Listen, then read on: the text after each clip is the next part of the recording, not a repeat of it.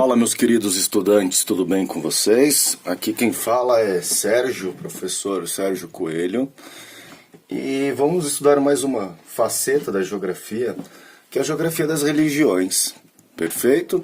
Por que estudar a geografia das religiões? Porque uma série de conflitos no mundo hoje, em especial o que daremos continuidade no próximo vídeo, referente ao Oriente Médio, passa por questões de aspectos religiosos.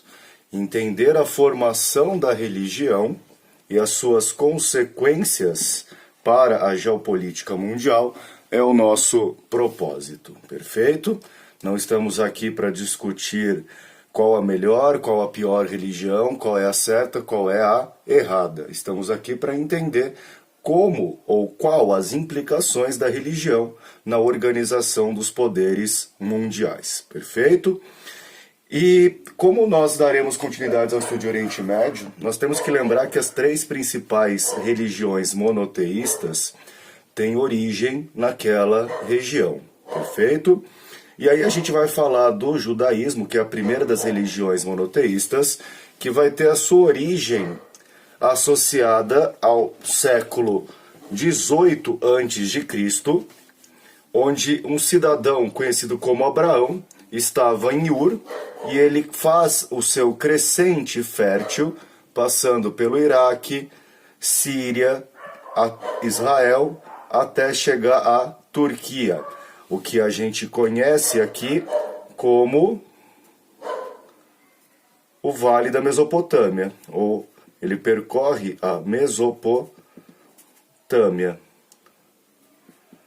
até chegar na Turquia. Na Turquia ele recebe a mensagem onde ele deveria encontrar o povo eleito por Deus, perfeito?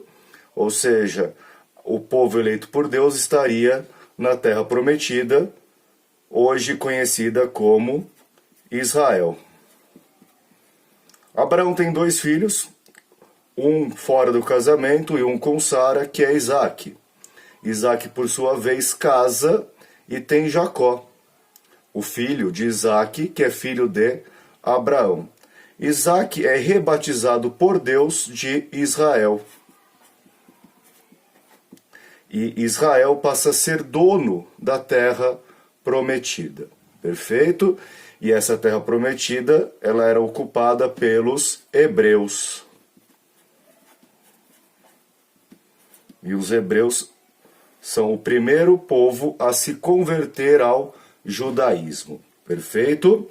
Agora, entre esses judeus, aproximadamente o que a gente considera 29 depois de Cristo, na região da Galileia, que também fica onde hoje é Israel, diante da invasão romana, um judeu chamado Jesus Cristo, que é conhecido como o escolhido por Deus para salvar os homens, ou para trazer a salvação aos homens, ele vai se levantar contra a ocupação romana. Então ele se levanta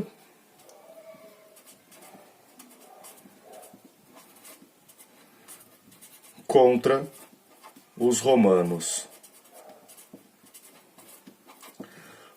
Por ser considerado um revolucionário, ele é preso e torturado e crucificado. E consegue uma série de seguidores. E esses seguidores tem Pedro e Paulo, que são os dois principais, e esses dois são os fundadores da religião cristã. Perfeito? Representado aí pelo Messias, Jesus Cristo.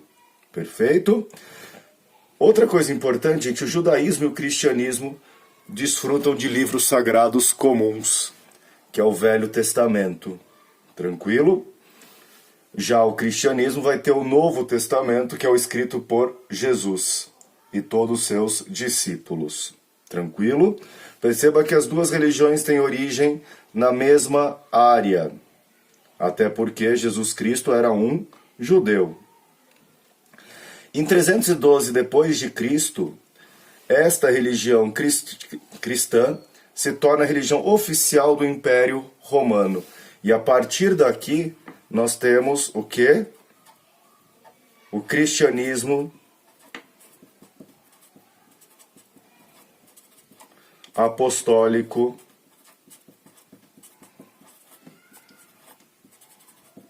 romano. Ou seja, o cristianismo passa a ser difundido por toda a área do Império Romano, que vai culminar no grande poder da Igreja Católica durante o feudalismo. Perfeito? Então vamos lembrar aí que o Império Romano é o grande responsável pela difusão do cristianismo. E aí vem a terceira das religiões monoteístas, que é a que para nós ocidentais causa mais impacto, que é o islamismo. Perfeito? O islamismo está referente a uma figura chamada Maomé. Maomé era filho de comerciantes.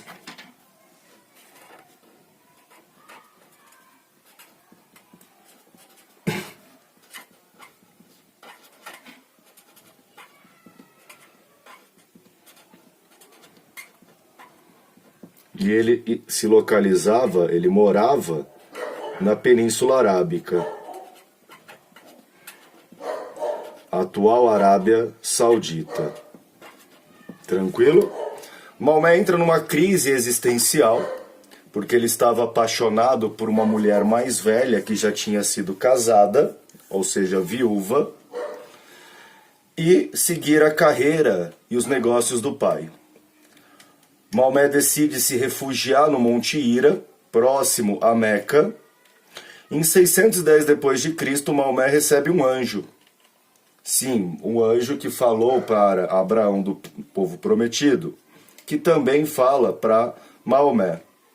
E esse anjo promete a Maomé a salvação e incentiva Maomé a criar uma nova religião. Bom, nós temos o povo eleito por Deus, que são os judeus. Nós temos o povo que pode ser salvo por Deus, que são os cristãos. E agora nós teremos o povo que vai submeter um único Deus. Não existe outro Deus senão Alá. Então, para os islâmicos, Alá é o único Deus. Maomé desce o Monte Hira, chega a Meca, aquele berço cultural e comercial, e tenta convencer a população que existe uma única salvação, que é exatamente submeter ao único Deus, Alá. Chegando em Meca, Maomé é escrachado pela população e expulso da cidade.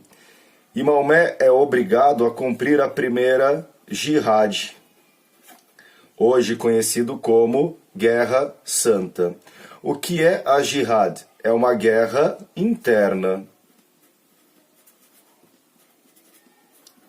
Explicando melhor para vocês, quando Maomé é expulso de Meca, Maomé deve deixar para trás tudo aquilo que ele tinha como certo. Por quê? Porque ele está se submetendo a um único Deus.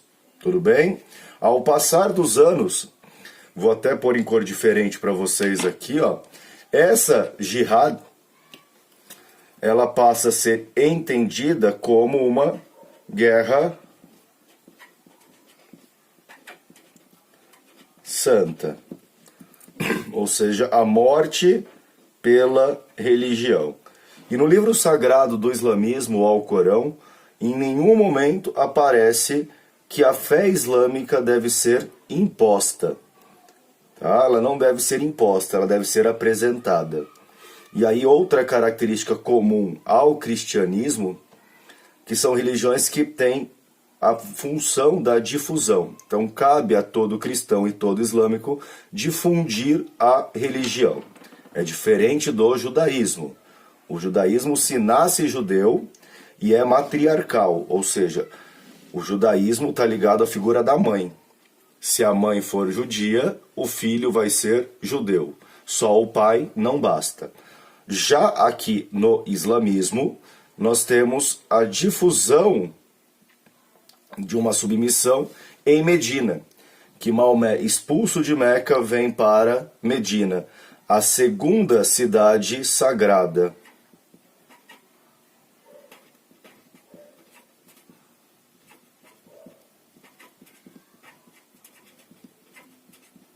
primeira, Meca.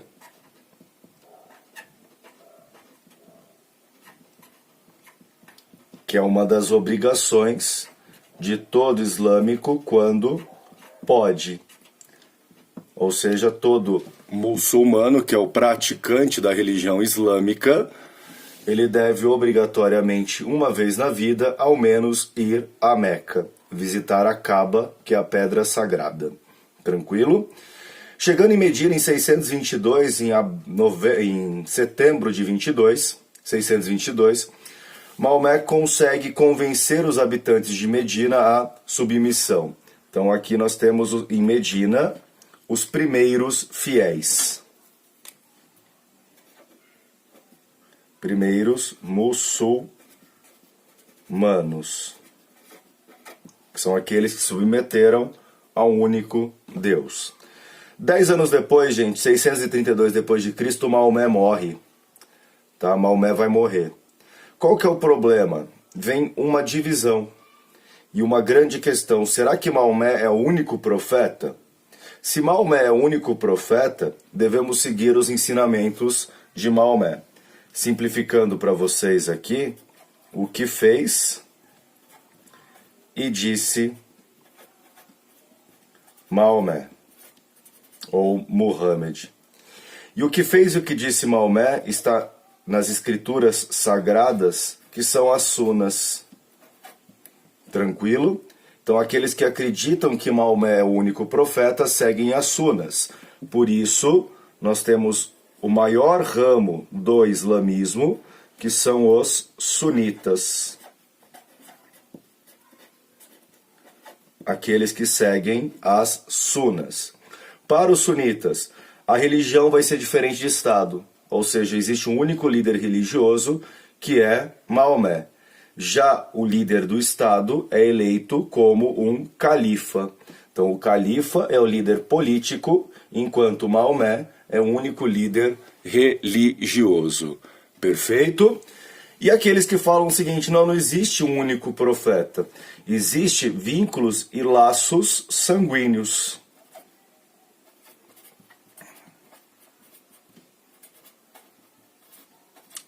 Então cabe a Ali, primo genro de Maomé, ser o novo profeta, porque ele tem vínculos sanguíneos com Maomé.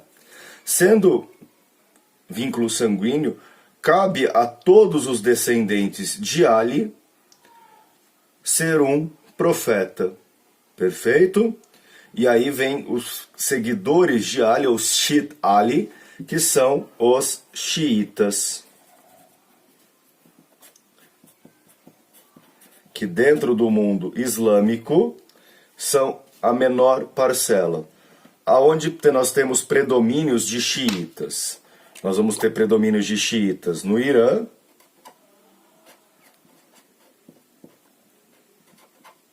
e no Iraque.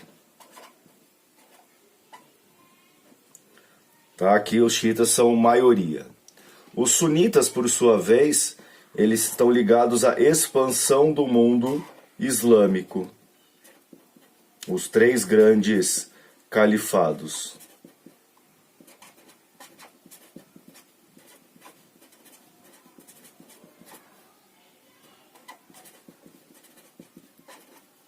Então a expansão desse mundo islâmico é feito por sunitas através dos grandes califados. Isso vocês vão ver em história. Perfeito? Para os xiitas, gente, o líder político é o mesmo líder religioso. Então Ali, o segundo profeta para os xiitas, se torna automaticamente um califa, porque o califa nada mais é que o líder político. E ao mesmo tempo, ele é um profeta. Por isso, Estado igual a religião. Então vamos pensar aqui, vamos colocar em azul aqui para vocês. Os sunitas são a maioria e os xiitas são a minoria. Exceto aonde? No Iraque e no Irã. Então no Iraque e no Irã, os xiitas são a maioria. Perfeito? Bom, E, obviamente, que há uma associação dos xiitas ao radicalismo. Então, os xiitas são considerados como radicais. Por quê? Porque eles não separam o Estado da religião. Entretanto, meus queridos, vamos ver ao longo das nossas aulas sobre Oriente Médio que nem todo sunita faz a diferenciação de Estado e religião. Existem ramos do sunismo, como o Alawitas, a gente vai falar disso mais para frente, que não separam o Estado da religião. E aí criam-se grandes teocracias, ou seja, governos baseados na figura de Deus. Tranquilo? Assim como o Império Romano foi o grande fundador do cristianismo, quem impõe politicamente o islamismo vai ser o Império Turco-Otomano, que surge lá no século XV depois de Cristo. Perfeito, meus queridos? Aquele forte abraço e até o nosso próximo vídeo.